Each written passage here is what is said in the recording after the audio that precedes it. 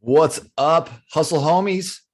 It's your boys, Nate Palmer, Kyle Tyler, the What juiciest up? cheeks. We're here to help you put a little muscle behind that low carb hustle. Today's a very special episode, and it's special because it's about me. So I thought you should know that right up front. Oh, yeah. But today we're talking about the 30-day melatonin experiment. Okay. So I love doing experiments. I love testing things out of myself. It's like my favorite. So having a podcast is excellent because I get to try things out and then talk about them. So today we kind of dove into this. This is a high dose melatonin experiment. I'm on day 37. I'm kind of coming off the high dose, just testing it out.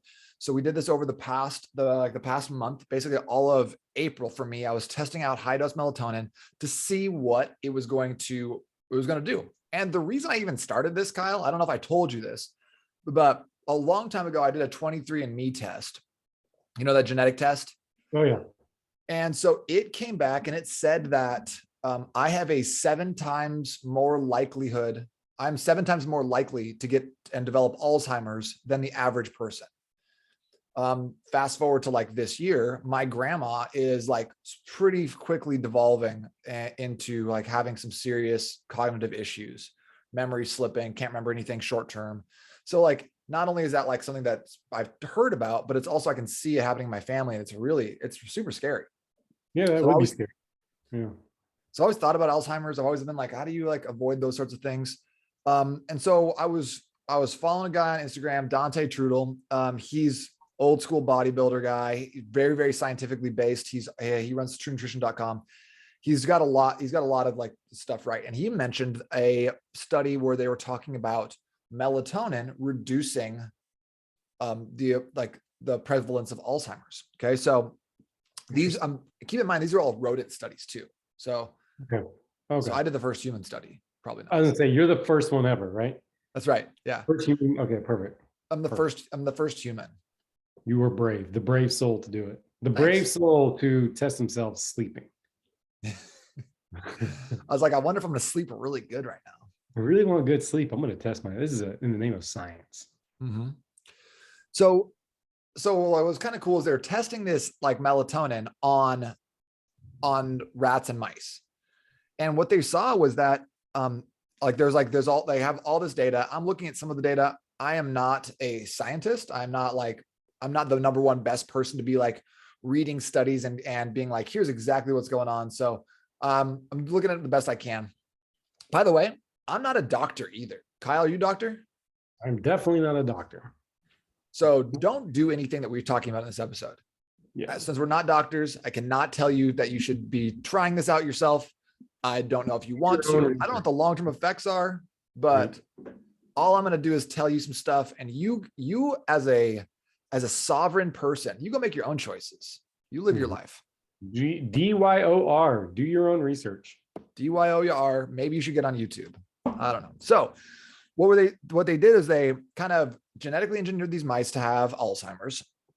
And then they gave these, like they gave the mice a pretty high dose melatonin. So I forget what the exact number was per pound of body weight, but it ends up being somewhere in like the 60 to 100 milligram range for humans, kind of like a 200-pound male. And what they showed was that like Alzheimer's is caused by this formation of plaque. And it's in the study, it's obvious that the effects of exercise plus melatonin, so in the study, they showed both, can basically ameliorate or reduce, like largely reduce all these markers for the Alzheimer's disease. So the melatonin group, the melatonin only group, saw a big increase in, or a big decrease in the plaque buildup. The sedentary animals with no melatonin, no exercise it was the same, nothing changed. But the group that did exercise and took the high dose of melatonin, it almost completely eradicated symptoms. Crazy. That's crazy.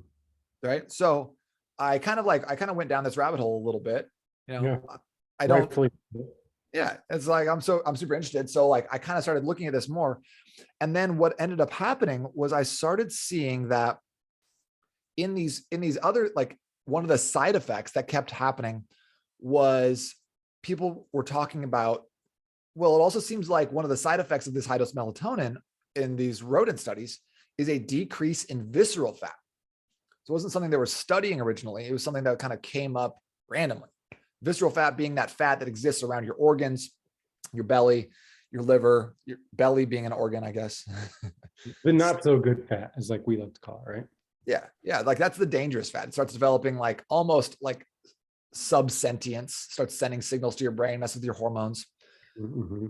Yeah. It's like, I think of the visceral fat, Kyle, like Alien, like it like lives inside you. And it's like one day it's like, pops out of your chest cavity, starts dancing. When you're least expecting it. Mm-hmm. Probably when you're trying to have a good sleep from Yeah. taking.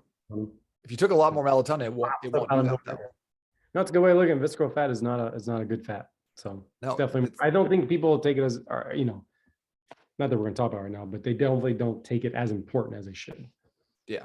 And we'll dive into that. I think I got a podcast kind of outlined talking about visceral fat and how to reduce it. That'll be coming out. What's that? Don't want to steal the thunder. We don't want to steal the thunder today. No, yeah. It's right now. It's all about melatonin. We don't want to take that.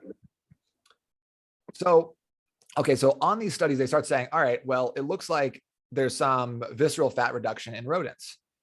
And I was like, well, that is just so interesting. Because obviously we all want the easy pill. We want the magic pill. We want the thing that's going to reduce visceral fat. So what I did was I measured a bunch of different things throughout this process, and I wanted to kind of share them today. So during the 30-day experiment, what I was doing was I was monitoring my dosage, my REM sleep, my deep sleep, my resting heart rate, my heart rate variability, how many hours of sleep I got.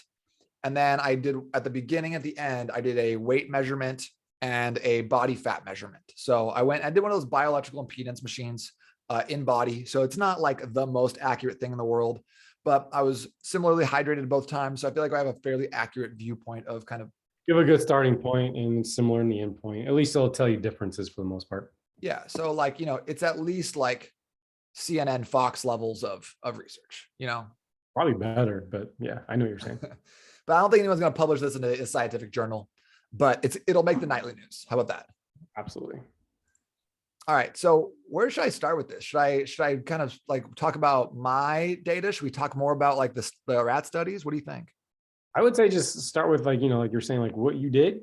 People are going, okay, what did you do? I remember you telling me about how you ramped up, yada, yada, yada, and then show the studies while you're talking about that. Because especially visually, people who are watching this is going to be good visually to see the graphs. Yeah. Okay. So I'll have the graphs in here, and I'll make sure that I'll put this up on YouTube too. So if you want to just come in and watch this on YouTube, that'll be fine.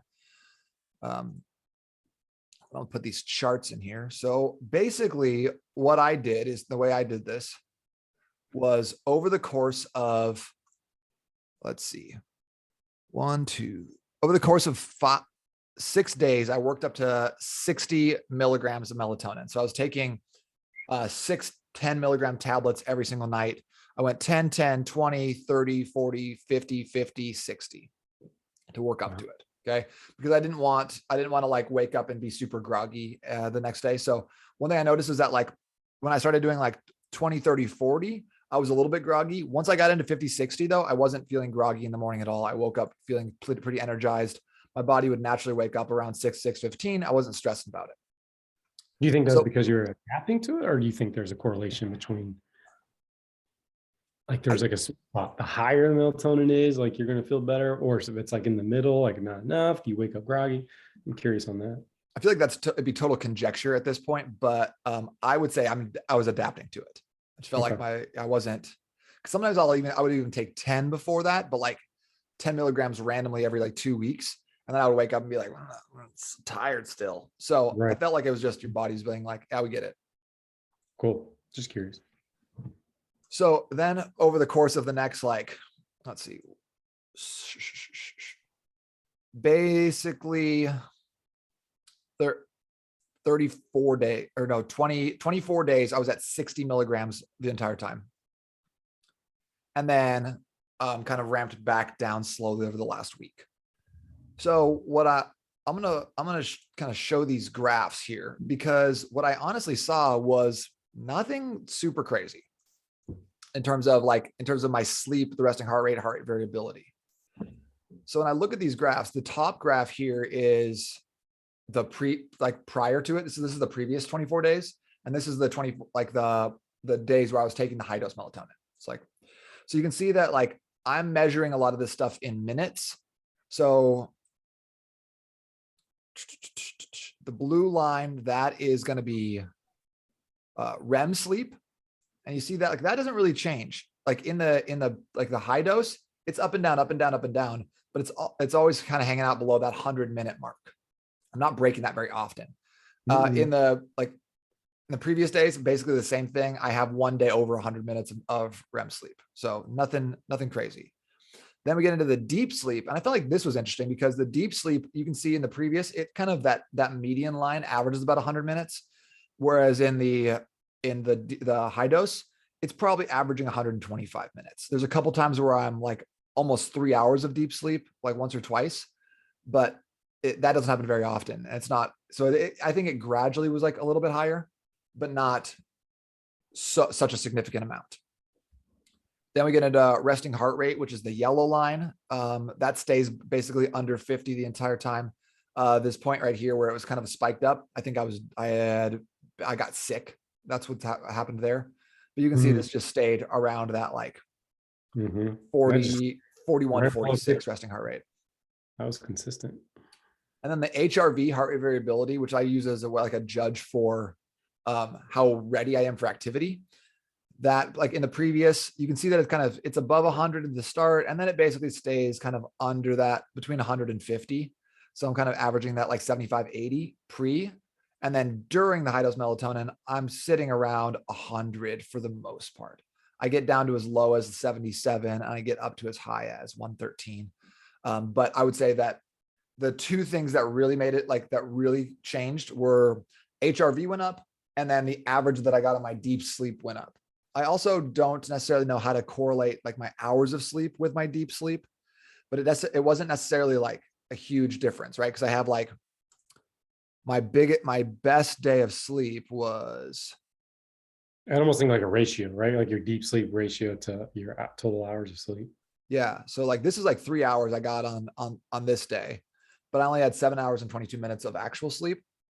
And then here's another day, it was like, 7 hours and 23 minutes, but my deep sleep was less than 2 hours. So I couldn't find out necessarily like a huge correlation there either.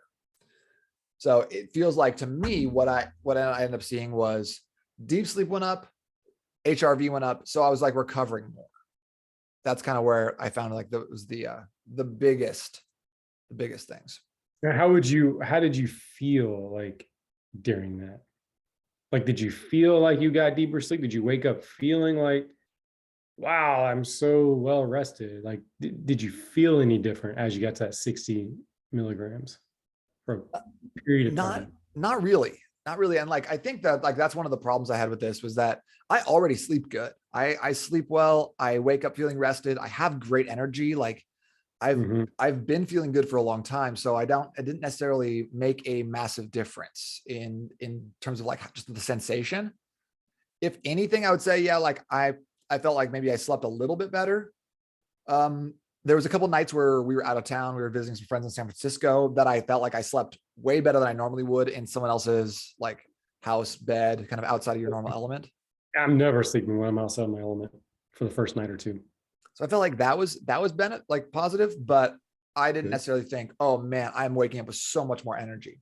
Now I had a client who was doing this at the same time, and he was someone who was always tired, like wasn't sleeping super well to begin with.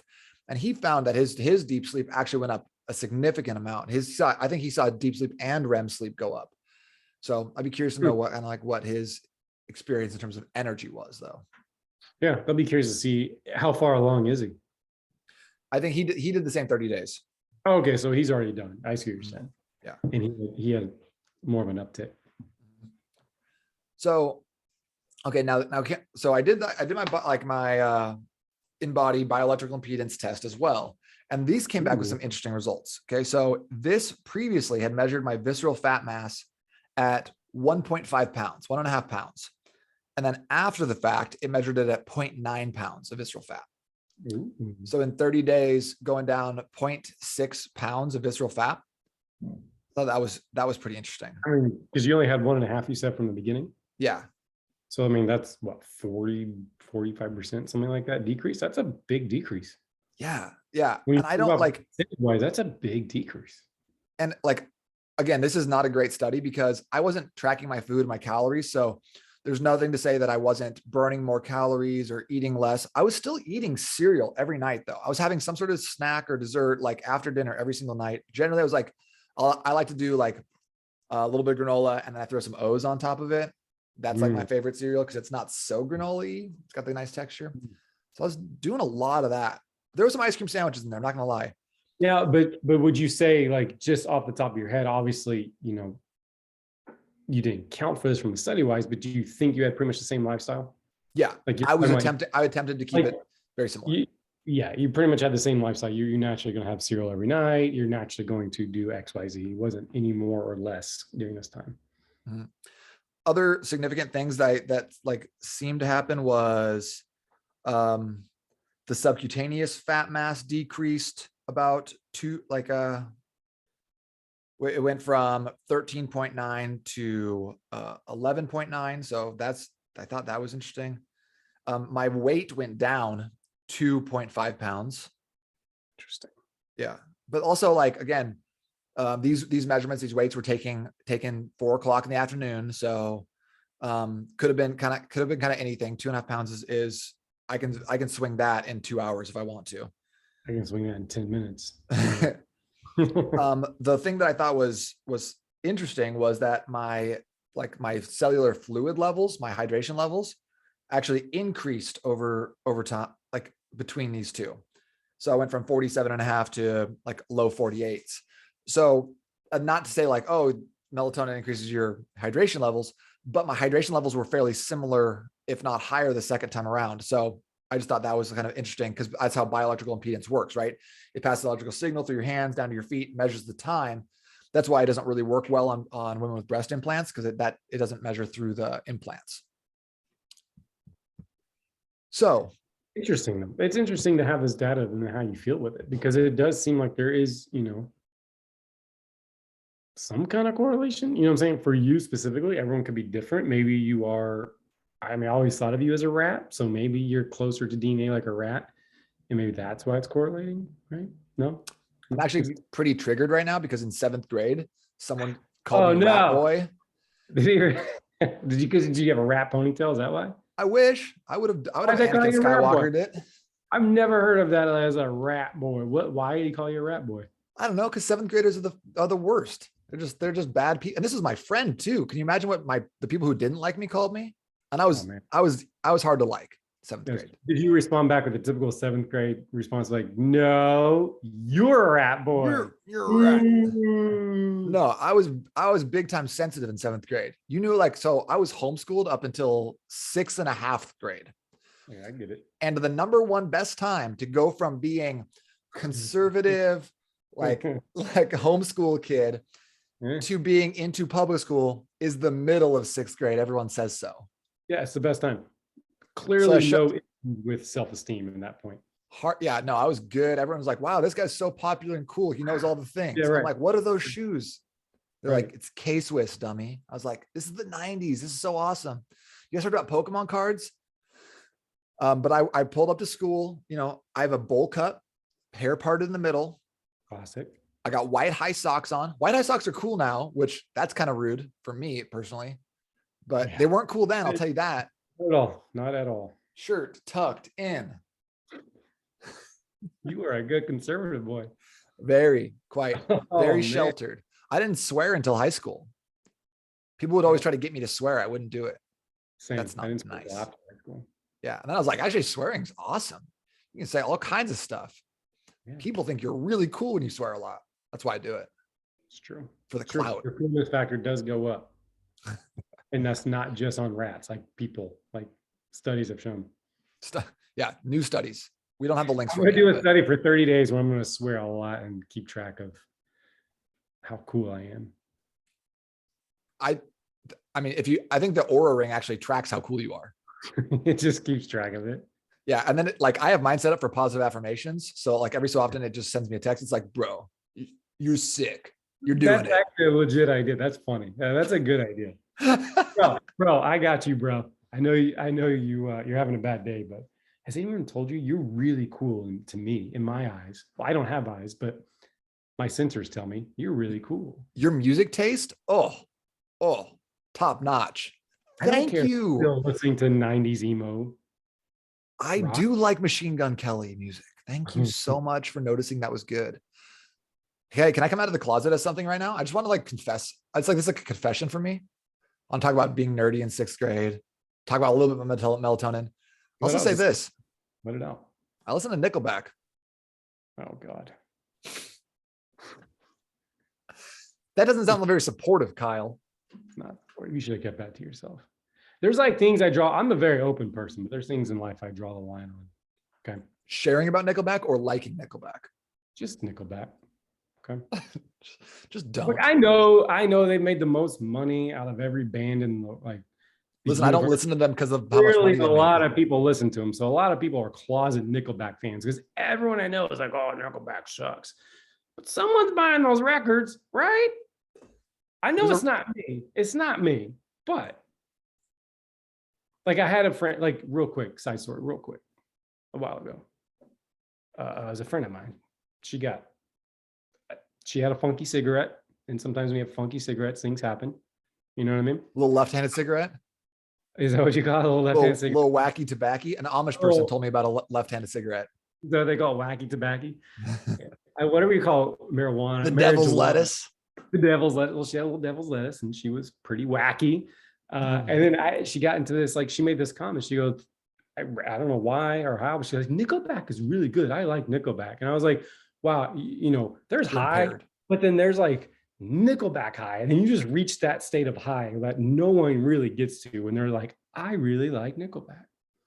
Like that's a different level of high. I've never been high to the point where I was like, you know what I want to listen to right now? Although look at this photograph. Every time I do, it makes me laugh. I love those memes. Every see those memes are like, look at this photograph. And it just stops. Like it just doesn't do anything else. Have you seen the thing where they played the 2 Nickelback songs back to back and it's the same song? 100%. I mean, it's Photograph and something else, I think. It's classic, but you know what? They're making money doing it. There's according to Spotify, they're on a Spotify alone, there's 11.5 million listeners. So somebody's lying. Everyone's lying because everyone I talk to like, oh, Nickelback, I don't like them. I'm like, really? It's like Creed. Creed kind of was cool, late 90s. Everyone was like, 6 feet from the edge, and I'm thinking, take me higher. You remember that song? Oh, that was a jam when I was in high school, right? Like, oh yeah, I do. Take me high, but not too high because then you start listening to Nickelback. See, that was it was a problem. That's a problem. Wow, we got to do some studies on this. This is what the people need. But this is what the people need. Yeah, forget melatonin, forget supplements. Forget health. We actually need to do studies on how awful music is so popular. It feels like you just called Creed and Nickelback awful music, and I don't feel like I can agree with that. I don't appreciate it. Wow. And by the way, Higher is still the jam. Okay. Sometimes I think about these things. I was going to post something in the community today and ask them what's the best thing on the internet, and I have 2 answers. The first one I always think of is and I'll throw this in the show notes. But there's a video of there's like an orchestral version of like a song called Shia LaBeouf. You seen this? I don't think I have. We need to watch it together then. It's amazing. So, but it's someone had written a song on just for YouTube about Shia LaBeouf like being a serial killer and chasing them through the woods, and then they get into a big fight. And Shia LaBeouf paid his own money to have it reproduced with like dancers and an orchestra, and it ends and he's the only person in the audience. It's incredible. One of the best things on the internet. The other thing is the Dallas. It was in Dallas Stadium. I don't know if Dallas was playing or not, but it was a Super Bowl with Scott Stapp from Creed singing, and like he gets hooked up to like wings and he's like, take me higher. He's like flying around and stuff like that. But the sound on it is edited. So it's just so rough that you like, all you hear is like people like running up the bleachers and like, it's like really squeaky shoes and stuff. I'm probably doing a really bad job talking about it, but it's so funny. I can picture it because it reminds me of, have you ever seen that video of where it's like a Mick Jagger and what's that other 80s guy who kind of Tyler? dressed up like a woman? No, the other 80s guy. Oh, whatever. I forget his name. But anyway, it was Mick Jagger and this guy. They had a song together, did a music video, and someone took out the music of that video because the music video was them just kind of like dancing in the streets. I think that's the name of the song, Dancing in the Streets. And then it kind of did the same thing where they're dancing, but there's no music, and you just hear David Bowie, yeah. And they're just like tapping their feet, and you just hear tapping the entire song. And they're just doing this, and then it's like, wow, without music, this is a really stupid music video, clearly. But then you're like, but who just dances? They're just dancing the entire time, and you're just tapping their feet.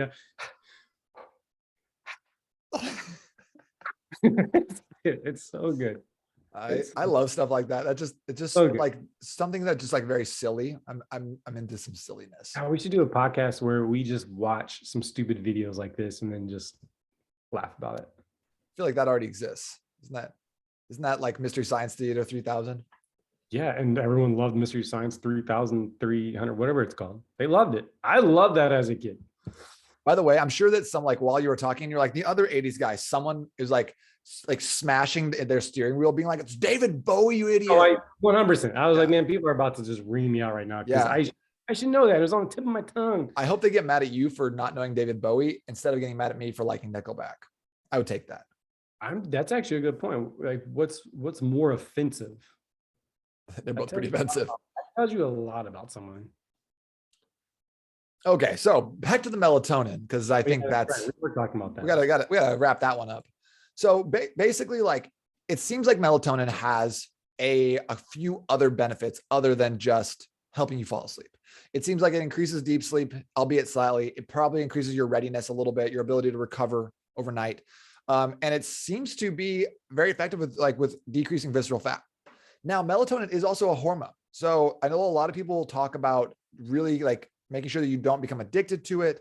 There's a lot of negative things that people say about giving your kids melatonin, especially long-term. So I would be real careful with this. And I would like, if I was going to do it again, I would probably do it in these 30-day increments and not be like, I'm taking it forever. I also thought that it was like the way I did it with like the ramp up and then the ramp back down was effective, because I'm back down to like, last night I only took 10 milligrams, slept great, had some good deep sleep. I think I got 2.5 hours, 2 hours, 6 minutes last night, which is kind of better than it was even before that. So I would probably do it again, but in a streaky fashion. And then I would also probably do this in times where stress levels are high, or I wanted to get more rest, see a decrease in visceral fat, lose weight, get into shape. That's probably the times I would take it. I just don't want to, I don't want to look back 5 years from now and be like, oh, there was some real negative consequences to taking melatonin habitually in high doses.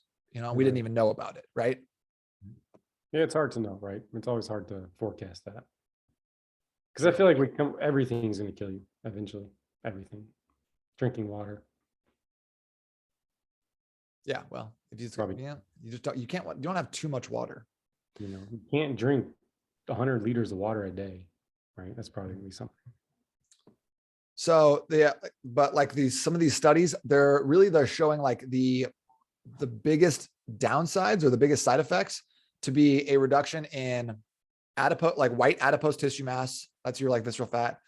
So I saw a 61% reduction in that. They saw a 9% reduction in brown adipose tissue mass and a 16% reduction in thymus mass. So it seems like it's also it's got some cognitive benefits to Alzheimer's, reducing plaque buildup in the brain. It seems like it's got some physical and fat benefits. I don't know if that's necessarily related to being more recovered or being more rested, or if there's something else going on with the melatonin. So I don't have the answers. I just thought this was so interesting, and I wanted to talk about it because the experience I thought was interesting. And I'm all about those, what are those weird little things that people are trying out, or the things that don't take you doing some sort of like biological implant or, having to do some 30-day juice cleanse to get some better results. So this was fun. This was fun for me. I hope you enjoyed as well.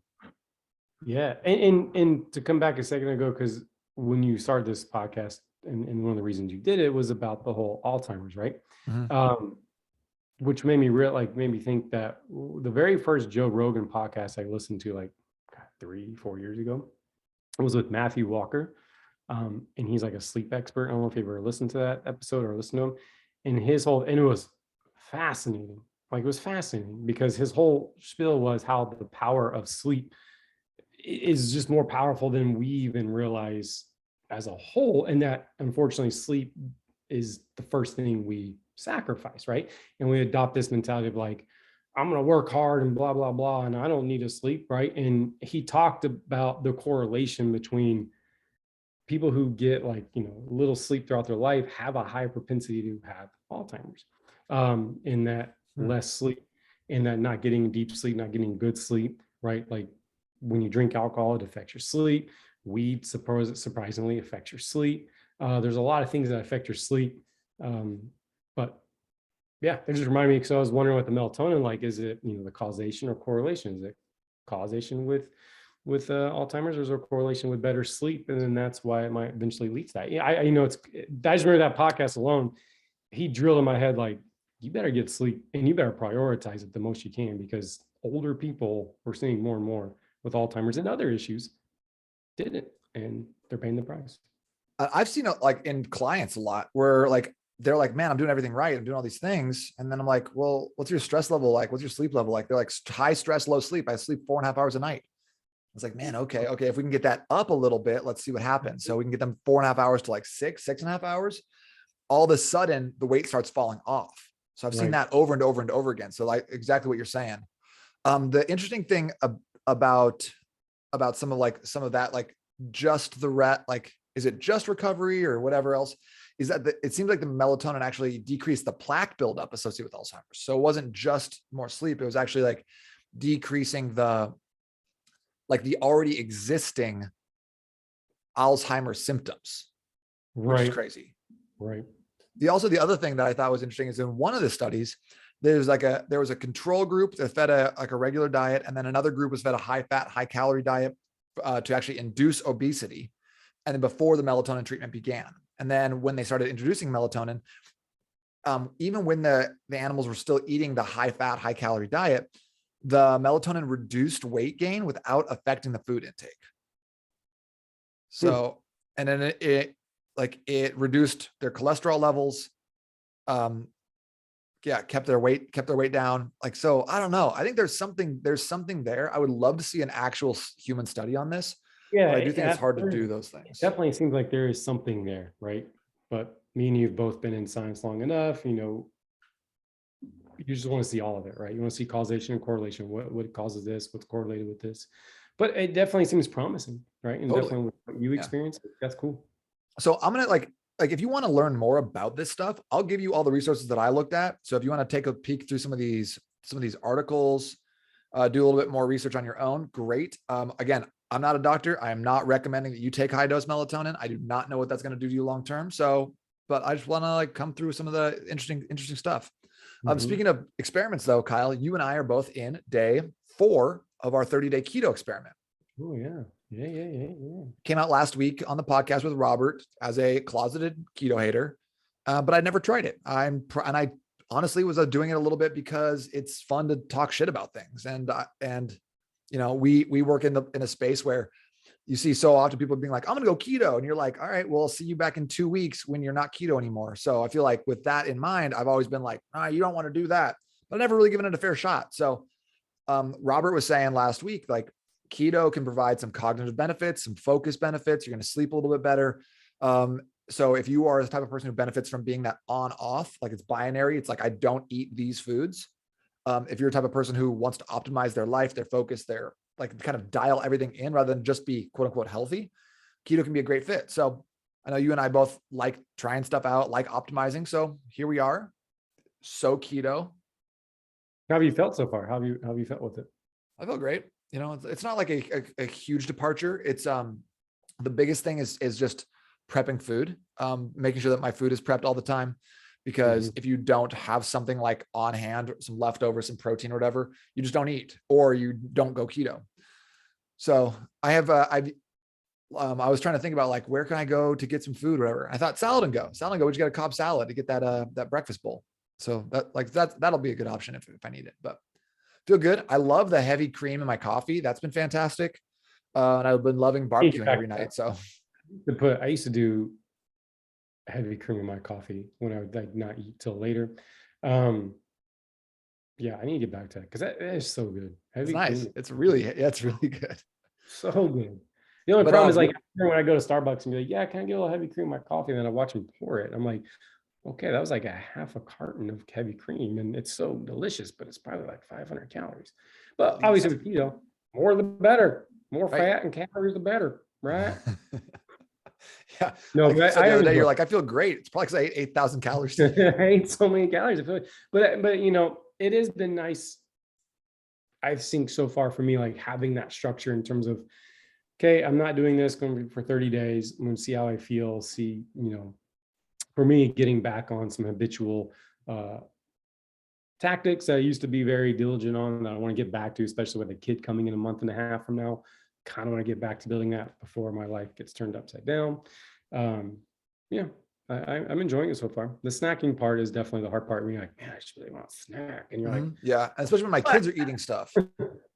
Like my right, daughter's like having apples and like, you know, she had like this, like half of a peanut butter and jelly sandwich. I'd just normally be like, "Nom, nom, nom, nom, nom." But now I'm like, Oof. I guess I'll just go have a piece of steak or a hard boiled egg instead. So, Which isn't bad, but then you're like, but after so much of it, you're like, I really want like. I'm really excited to test my cholesterol levels. So I just got like, we just both got our blood done like last week. So I think that having some blood work is going to be good. I got the BMI, the fat mass thing to test. I'm only going to track deep sleep and HRV as well. I'm not super concerned about the other stuff, but we'll keep the numbers going there. And if there's any other like thought, like you guys have any thoughts on what you want us to test next, what we should do experiments on, what should our 30-day challenge be? Drop me a note, Nate@n8trainingsystems.com. We'll put you right in my inbox. Love to hear what you're thinking. Hopefully this was helpful for you. In the show notes, I'm gonna have a lot of links. So we'll have links to a lot of these studies. I'll also put in the links to that the Shia LaBeouf and the Scott Stapp videos, because Very important. That's important too.